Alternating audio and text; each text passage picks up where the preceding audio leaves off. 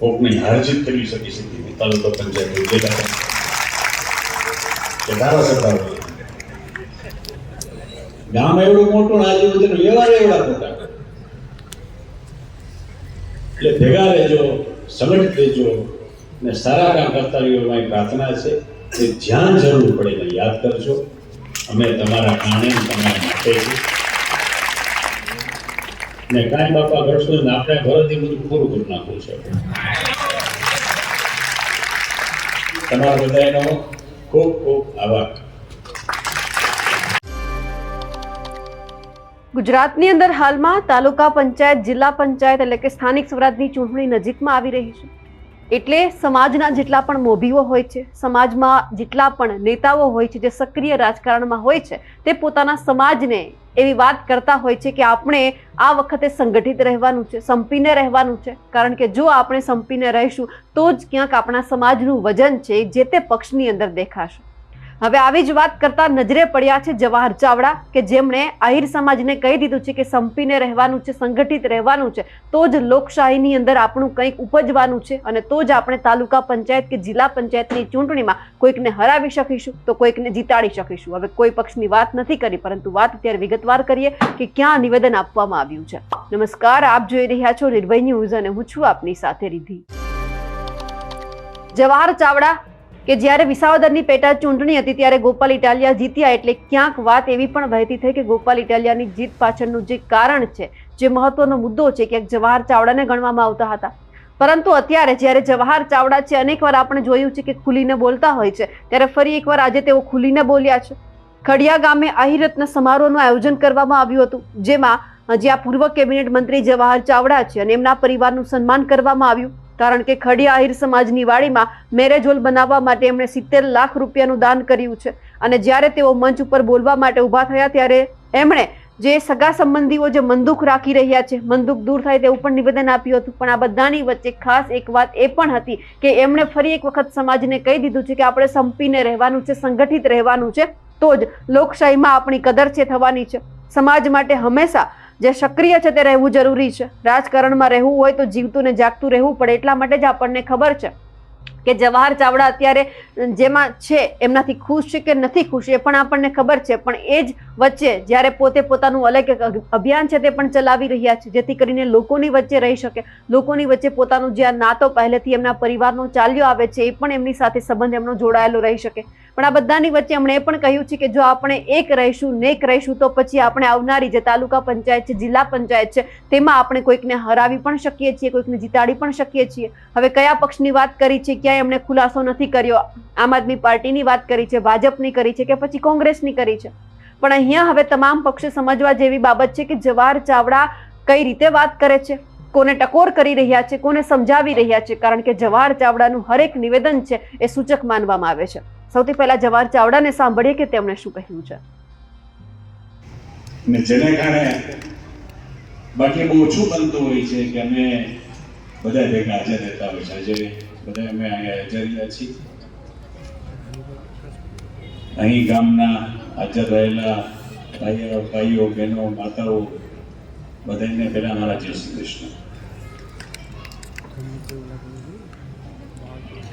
મહાદેવગીરી બાપુ એક વાત કરતા હતા. બાપુ દુર્જનોની સક્રિયતા કરતા સજ્જનોની નિષ્ક્રિયતા સમાજને વધારે હાનિ પહોંચાડે છે.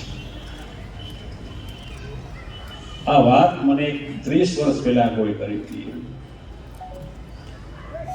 30 વર્ષ પહેલા બાપુ એક વિચાર મને આવ્યો હતો કે આપણે આ કંઈ કરવું નથી, કે ઘટતો નથી, ઘણું હું કામ જોઈએ, ગામે ગામ રખડવું, ભટકવું, માગવું, આપણે આ કરવું નથી. એવો વિચાર આવ્યો અને વિચારને પકડાઈ ગયો મારાથી. 95 આજુબાજુની વાત હશે, 30 વર્ષ પહેલાની. તે વખતમાં હું અમદાવાદ, જેને હું પિતા તુલ્ય ગણતો એવા તે વખતના ગુજરાતના એટર્ની જનરલ એટલે એજી કહેવામાં આવે છે, સરકારનો જેને લીગલ હેડ કહેવામાં આવે છે, PM રાવલ એની પાસે બેઠો હતો. અને અમારા બેના વ્યવહારો બાપ દીકરા જેવા હતા. જેના કારણે મેં આ વાત કરી, મેં કીધું હવે આપણે રસ નથી લેવા કોઈ કામ કરવામાં, મજા આપણે કરવી છે. તે વખત મેં ઉંમર 30 વર્ષની, આ મારો વિચારીને મેં કીધો, એને ગમ્યો નહીં. ના શબ્દો બાપુ એને મને ત્યારે મને કીધા કે સજ્જનો જો સમાજમાં નિષ્ક્રિય થઈ જશે તો દુર્જનો બહુ હાવી થઈ જશે. મને મનાવવા માટે ઘણી મહેનત કરી. વકીલ હતા એટલે આવડે વાત સમજાવતા, કન્વિન્સ કરતા, દલીલ કરતા. મને એક કે બીજે રીતે સમજાવી દીધું. મેં કીધું મને ઇલેક્શન લડવું. ઇલેક્શન લડો ન લડ અલગ છે, પણ સમાજમાં તું જીવતો રહે, જાગતો રહે, કામ કરતો રહે, ફરજિયાત છે. તારા જેવા માણસો સમાજમાં કામ કરતા નહીં હોય તો કાલે ડાયો સજ્જન માણસને કામ કરશે તો ઘણું ભાણું પકડાવશે. તમામ સ્વાર્થી માણસ રાજકારણ સત્તામાં બેઠા હશે અને ભોગવતા હશે તો સુધરેલો સારો સમાજને ક્યાં જવું, કોનું ભાણું પકડાવવું? ને તેના કારણે રાજકારણમાં રહેવું ને જાગતું રહેવું જરૂરી છે. આ વિચાર 30 વર્ષ પહેલા મને આપ્યો, તે વખતે બાપુ હું જીવતો ને જાગતો એટલે રહું છું કે એના શબ્દો હજી મને યાદ છે. એટલે હું કામ કરતો દોડતો રહું છું. ચૂંટણી આવે ન આવે, હારીએ જીતીએ, બધું બાજુમાં છે, કોઈ ઇમ્પોર્ટન્ટ નથી. પણ સમાજ પણ સક્રિય રહેવું જરૂરી છે. ભાઈ મારી ઓળખ આપતા હતા. મારો 64માં જન્મ થયો, 68માં શારદાબાલ મંદિરમાં ભણ્યો, પછી આરકેસીમાં ગયો. મારી ઓળખ આપતા હતા. ખડિયા ગામમાં મારી ઓળખની કોઈ જરૂર નથી, એટલું જ ઓળખ જરૂર છે કે પેથલજી બાપાનો દીકરો છે. આ ઓળખથી બીજી કોઈ મોટી ઓળખ આ ગામ માટે હોઈ ન શકે.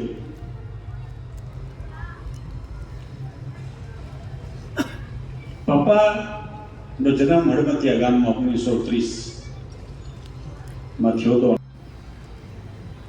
તેનો એ ધંધો પસંદ એ વખત મેં પોતે કર્યો હતો, ખાંડનો હતો, પથ્થરનો હતો. ને જેને કારણે તે હળમતિયા આજુબાજુના ગામોમાં પહેલા પાટણમાં પછી ચીચોટ આવ્યું, ત્યાં એને ખાણોમાં એને કામ કર્યું, ચાલુ કર્યું. ને આગળનો વધુ વિકાસ કરવા માટે વધારે પથ્થરની જરૂર પડી, મોટું કામ કરવું હોય ક્યાં જવું? તો તે વખત પણ ડુંગરપુર ગામમાં આવ્યા અને એમાં ખડિયા ગામનો વ્યવહાર ચાલુ થયો. આ 56, 57, 58 વર્ષની સાલની વાત છે. ને તે દિવસથી એના વિસ્તારને એની પોતાની કર્મભૂમિ બનાવી દીધી. આ ઉપર સુભાષનો જે બોર્ડ લાગેલો છે પાયામાં પપ્પા એને કર્મભૂમિ બનાવી દીધી.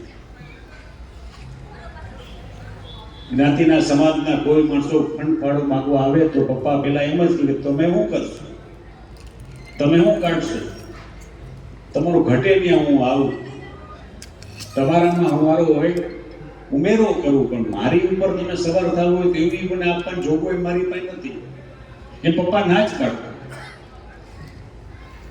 પણ રાજુભાઈ કીધું એવી હકીકત સાચી વાત છે. 3 જ જગ્યા એવી જ્યાં પપ્પાએ સંપૂર્ણ દાન આપેલું. એક પપ્પાનું જન્મસ્થળ હળમતિયા અમારું ગામ, તે જગ્યાએ પણ સમાજ બનાવ્યો સુભાષ ભવન, ત્યાં પણ સંપૂર્ણ દાન પપ્પાનું હતું. બીજું તમારું આ ગામ ખડિયા, જેને કર્મભૂમિ તરીકે સ્વીકાર્યું, તે અને પપ્પાનો એક મિત્ર સુખાભાઈ, તમે તો ઓળખતા જો, સુખાભાઈ ડાંગર, હું મામા કહેતો ડાંગર રહેવાને કારણે. પપ્પા એને કીધું, તું એક કામ કર, તું જમીન તારા ગામમાંથી મને કાપીને આપી દે તો હું ઉપર મકાન બાંધી દઉં, મારી મિત્રતા નિભાવું, તને તારું ગામ આખી જિંદગી યાદ કરશે. એ ગામ મજેઠી.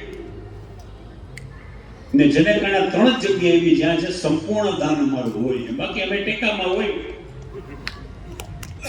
પાયા અમે પૂરું આપીએ છીએ, કા પોતાનું માયનું છે.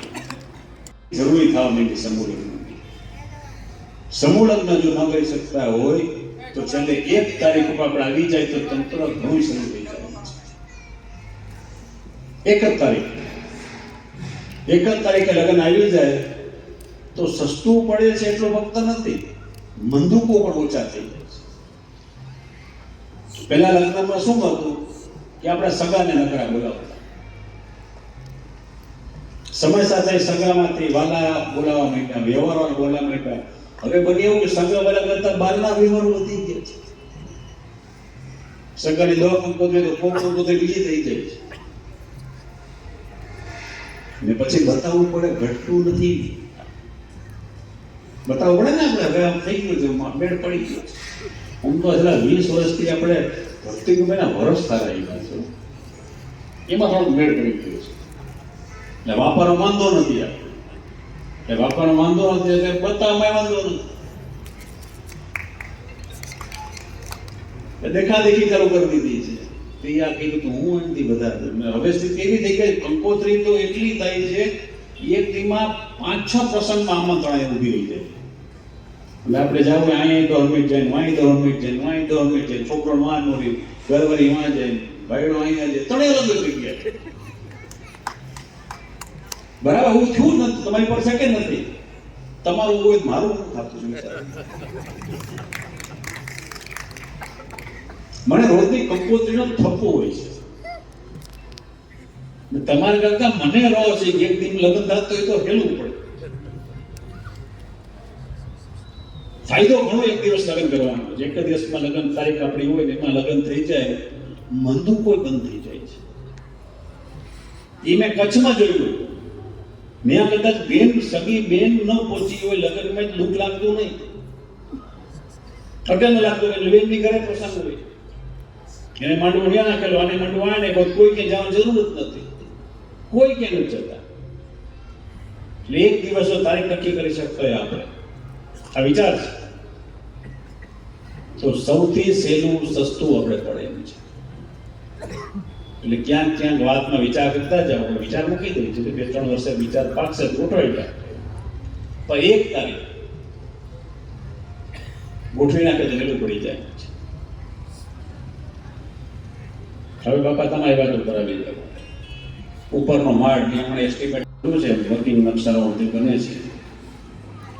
111 એકર જમીન ઉપર આખું અહીં બનાવવું,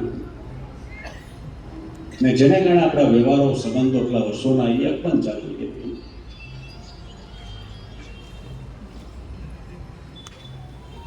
ભીખા બાપનું સપનું બરાબર ને, છેલ્લી વાત કરી લે, મજા આવી જાય. એ ગમે સાહેબ મને કહે ઉપરમાં લઈ જાય આટો મારા, અને પેલો પ્રસંગ થયો હોય ને ચક્કર મારે મને કે ભાઈ અકળાશ થાય છે, આપણો સંબંધ અકળાશ છે ને, ટૂંકી પડી જગ્યા ન કે, પણ જ્યારે બનાવ્યું ત્યારે તો આ બહુ મોટું લાગતું, બરાબર ને બાપા? એવું લાગતું હતું ને બહુ મોટું, અવડા મોટાની જરૂર ક્યાં છે?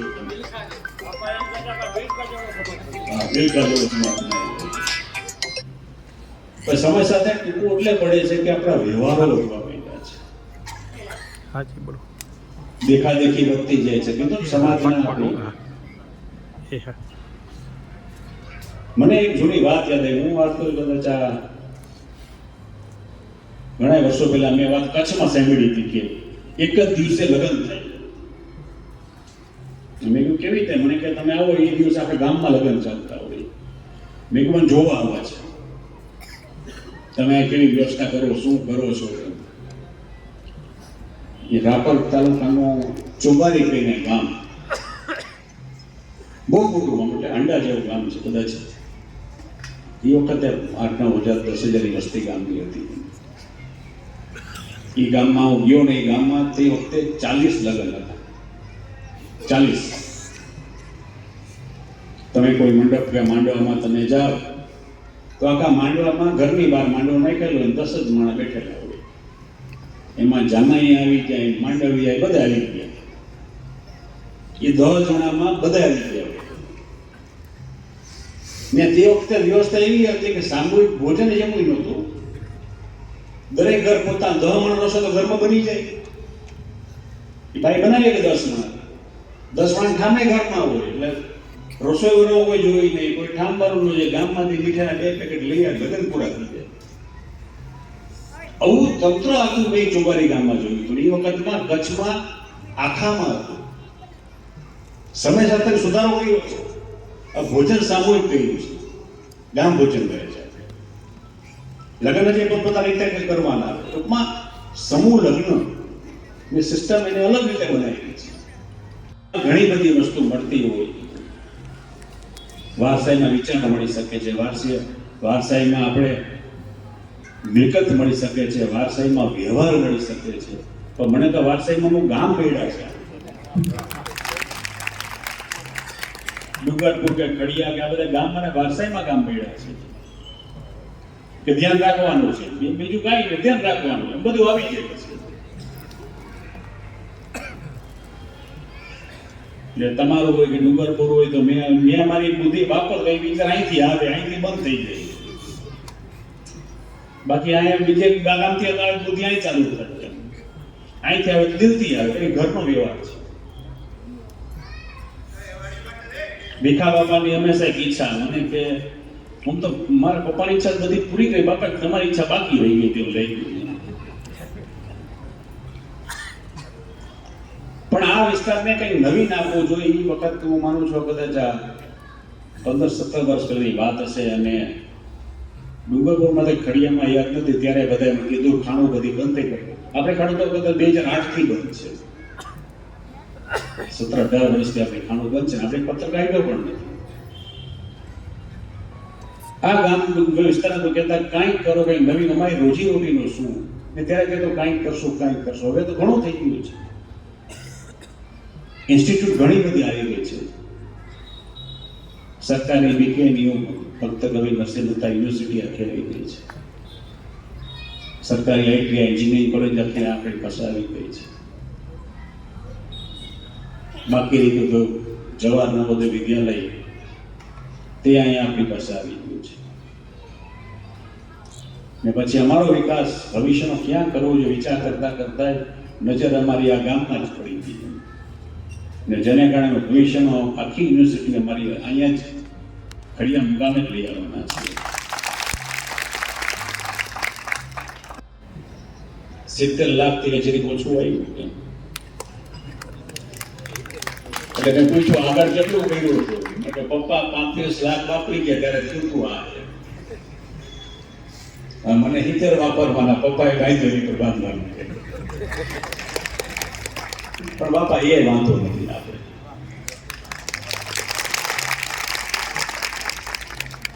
આપણે ભગવાને ઘણું આપેલું છે, પપ્પાએ પણ ઘણું આપી ગયા છે, એમાં અધિકાર તમારા ગામનો પણ છે. અમારો વિકાસ થયો એના પાયામાં પણ તમારું ગામ છે. તમારો અધિકાર છે, તમે આપશું તો ચિંતા નહીં કરતા. ઉપરનો માળ પૂરો થઈ જશે, એની ઉપર એ માથે આપશો પપ્પા. એટલે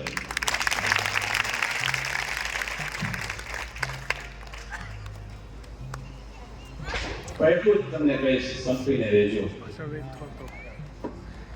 સંગઠિત રહેજો. આપણી કિંમત તો જ લોકશાહી દેશમાં થાય છે. કોકની હારજીત કરી શકી છે તાલુકા પંચાયત ધારાસભ્ય ગામ એવડું મોટું, આજુબાજુ વ્યવહાર એવડા મોટા. એટલે ભેગા રહેજો, સંગઠિત રહેજો ને સારા કામ કરતા રહ્યો. મારી પ્રાર્થના છે કે જ્યાં જરૂર પડે એને યાદ કરજો. અમે તમારા કારણે તમારા માટે છીએ. ને કાંઈ બાપા કરશું ને આપણે ઘરેથી બધું પૂરું કરી નાખવું છે. તમારા બધાનો ખૂબ ખૂબ આભાર. જવાહર ચાવડાનું જે નિવેદન સામે આવ્યું છે તેમને લઈ આપ શું માનો છો, કમેન્ટ કરીને ચોક્કસથી જણાવજો. સાથે જ અમારી નિર્ભય ન્યૂઝ ચેનલને લાઇક, શેર અને સબસ્ક્રાઇબ કરવાનું ભૂલશો નહીં. નમસ્કાર.